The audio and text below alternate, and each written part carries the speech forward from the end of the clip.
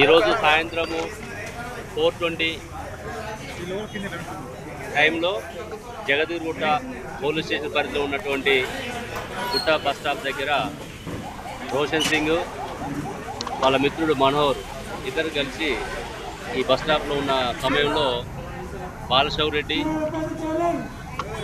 ఆదిలు రోషన్ సింగ్ తోటి మాట్లాడుతున్న సందర్భంలో మహమ్మద్ అనేటువంటి ఇంకొక వ్యక్తి వచ్చేసి రోషన్ సింగ్ తోటి ఆర్గ్యుమెంట్ చేయడము, ఆ టైంలో హీటెడ్ ఆర్గ్యుమెంట్ జరిగి బాలశౌరెడ్డి అతని దగ్గర ఒక నైఫ్ ఉంది, ఆ నైఫ్ తోటి అందరు జనాలు చూస్తున్నటువంటి టైంలో బస్టాండ్ ఏరియాలో విచ్చలవిడిగా అతని మీద స్టాప్ చేయడం జరిగింది. కత్తులతోటి ఒక 4-5 గాయాలు చేయడం జరిగింది.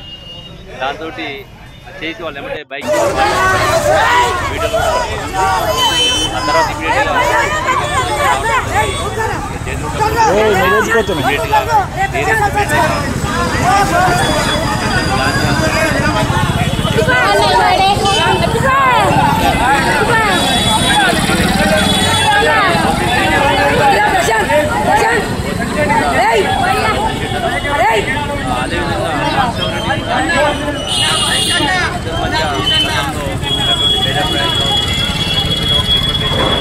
ఇస్తున్న దాని మీద కావచ్చు, వాళ్ళకి మాటలు ఏముండనేది ఇంకా మనం పూర్తిగా ఇన్వెస్టిగేషన్ చేయాల్సి ఉన్నది.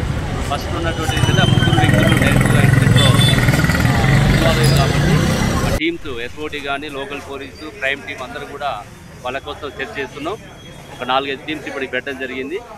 సీసీ ఫుటేజెస్ వాళ్ళ యొక్క లొకేషన్స్ కూడా తీసుకొని వీళ్ళని తొందరగా వాళ్ళని పట్టుకోవడానికి ప్రయత్నం చేస్తూ వాళ్ళని తొందరలోనే కోర్టులో ప్రొడ్యూస్ చేయడానికి ప్రయత్నం చేస్తారు.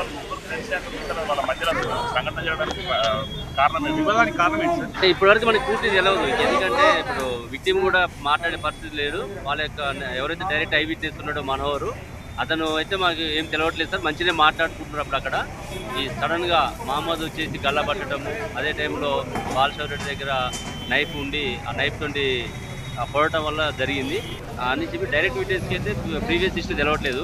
ఇద్దరు కూడా ఇక్కడ నేరస్తుడు కానీ విక్టిమ్ కానీ ఇద్దరు నేరస్తుడు మన రౌడీ షీటర్సే కాబట్టి డెఫినెట్గా వాళ్ళ మధ్య పాత ప్రీవియస్ హిస్టరీ ఉంది కాబట్టి వాళ్ళ మధ్య భేదాభిప్రాయాలు ఉండవచ్చు. అది ఏం జరిగింది